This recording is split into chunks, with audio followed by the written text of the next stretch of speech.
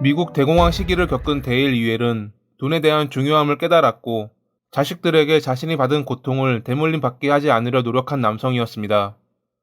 미 공군을 전역한 데일은 공군에서 익혔던 지식과 인맥을 바탕으로 소형 비행기 판매업을 시작하며 백만장자의 사업가로 성공합니다. 그런 그는 전직 CIA 스페인어 통역관으로 일했던 글리 에델 이엘과 결혼했고 두 명의 자식을 가지며 행복한 가정을 꾸몄습니다. 당시 데일은 지금으로 치면 대략 160억 원 이상의 재산을 갖고 있었지만 주변인들에게 전혀 티를 내지 않았고 검소한 삶을 살았습니다. 하지만 자신의 자식들에게는 아낌없이 모든 것을 주었죠. 그는 어릴 적 돈이 없어 겪었던 고통 때문에 자식들에게 더욱 무언가를 해주고 싶은 마음이 강했을 것입니다. 딸 티파니 앤 이엘의 경우 부모님의 모습을 보고 자랐기에 그녀 역시 다른 이들을 함부로 대하거나 자신의 부를 자랑하고 다니지는 않았습니다. 하지만 이상하게도 둘째인 다나 제임스 이웰은 달랐습니다. 그는 어릴 때부터 자신이 할 수 있는 모든 거짓말을 하고 다녔고 가난한 사람들을 깔보는 성향이 있었습니다. 여러 번 데일과 글리가 다나를 꾸짖었지만 그는 그 순간을 모면하려 반성하는 척만 할 뿐 자신의 잘못을 진심으로 뉘우치진 않았습니다. 그의 남을 깔보는 성향과 반복되는 거짓말은 대학교에 가서도 바뀌지 않았습니다. 산타클라라 대학에 입학한 다나는 친구들에게 자신이 주식 중개인이며 연간 270만 달러의 수익을 올리는 회사의 CEO라 거짓말하고 다녔습니다. 고급차를 비롯해 명품으로 도배하고 다니며 돈을 아낌없이 쓰는 그를 많은 이들이 따라다녔고 그렇게 그는 대학 내에서 유명인이 됩니다. 다나의 대학 친구 중 한 명인 조엘 패트릭 라도비치는 항상 자신의 부를 과시하고 여러 여성과 어울려 다니는 그를 부러워했습니다. 조엘은 그런 다나의 무리에 끼고 싶었고 그의 맘에 들기 위해 사소한 심부름부터 시작해 모든 부탁을 들어주었습니다. 그런 조엘이 맘에 들었는지 다나는 그를 파티에 자주 데려갔고 그렇게 조엘은 원했던 캠퍼스 라이프를 즐길 수 있었습니다. 다나에게 있어 자신의 귀찮은 일들을 대신해주는 조엘은 편한 존재였을 것입니다. 거짓말로 남을 속이며 방탕하게 돈을 쓰고 다니던 다나의 대학 생활은 결국 아버지 데일의 귀에 들어갔습니다. 데일은 이에 화를 내며 다나에게 대학 졸업 후 모든 경제적 지원을 중단하겠다고 선언합니다. 항상 많은 돈을 쓰고 다녔지만 한 번도 돈을 벌어본 적 없던 다나에게 데일의 청천벽력 같은 선언은 큰 충격이었습니다. 용서를 구했지만 데일의 결심은 흔들리지 않았습니다. 그는 그렇게 해서라도 아들의 잘못된 점을 바로잡고 싶었을 것입니다. 하지만 데일의 바람은 잘못된 방향으로 흘러갑니다. 돈을 포기할 수 없었던 다나는 자신의 심부름을 항상 받아주던 조엘을 찾아갔습니다. 이번에는 심부름이 아닌 부탁이라며 말하는 다나. 조엘은 결국 다나의 부탁을 들어주겠다 답했습니다. 그가 했던 부탁이 무엇인지 밝혀지기까지는 그리 오래 걸리지 않았습니다. 그로부터 며칠 후인 1992년 4월 19일, 데일과 글리, 티파니가 오랜만에 가진 가족 여행을 마치고 집으로 돌아온 날이었습니다. 데일은 잠시 해변에서 작은 장난감 비행기를 날리다 들어가겠다 말했고 글리와 티파니는 알겠다며 짐을 풀 겸 먼저 집 안으로 들어갔습니다.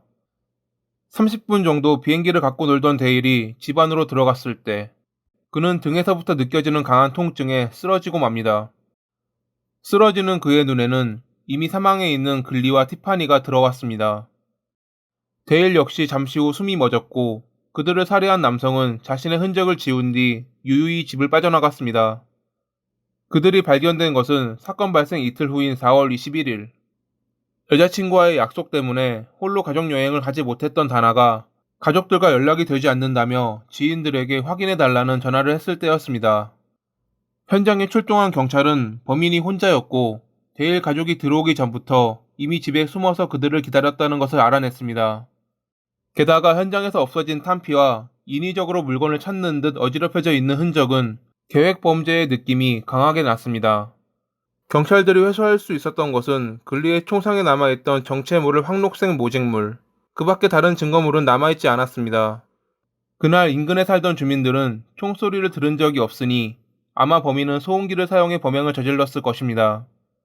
마치 전문가의 소행으로 보이는 이 범행을 경찰은 프랭크 램브라는 마약 밀매상과 관련이 있을지 모른다 생각했습니다. 1970년대에 데일은 프랭크에게 비행기를 판 적이 있었는데 얼마 후 프랭크는 밀매를 하다 체포됐고 데일 역시 범죄에 관련되지 않았나 하는 의심을 받기도 했습니다. 물론 당시의 데일은 결백한 것으로 드러났지만 혹여 모를 일이었기에 경찰은 모든 가능성을 열어두고 수사에 임했습니다. 전직 CIA 통역관으로 일했던 글리 역시 범죄에 휘말릴 이유가 있어 보였습니다. 경찰은 부동산 다툼을 벌였던 데일의 형을 비롯해 여러 용의자를 신문했고 그러한 용의자 목록에는 다나도 포함되어 있었습니다. 그는 범행이 일어날 당시 자신의 여자친구, 그녀의 아버지와 함께 범행 장소로부터 300km 넘게 떨어진 곳에 있었습니다. 여자친구의 아버지는 현직 FBI로 그는 자신이 다나와 함께 있었음을 증언했죠. 모든 가족이 사망하고 홀로 재산을 상속받게 된 다나는 사실 범행 동기가 가장 높은 인물이었습니다. 유언장이 공개되던 날 다나는 책상을 손으로 치며 아버지가 어떻게 자신에게 이럴 수 있느냐고 소리쳤다 합니다. 데일은 유언장에 자신이 죽으면 모든 재산을 가족에게 물려주되 대신 자식이 상속인일 경우 30살이 되는 해에 돈을 사용할 수 있게 허락한다는 문구를 넣었던 겁니다. 자신의 가족이 죽었는데도 그리 슬퍼하지 않는 태도와 유언장을 발표할 때 보여준 그의 분노는 의심을 사기에 충분했습니다. 다나를 조사하던 경찰은 그의 주변 인물 중 평소 그를 잘 따랐던 조엘이 사건 후 학교를 그만두었다는 것을 알게 됩니다.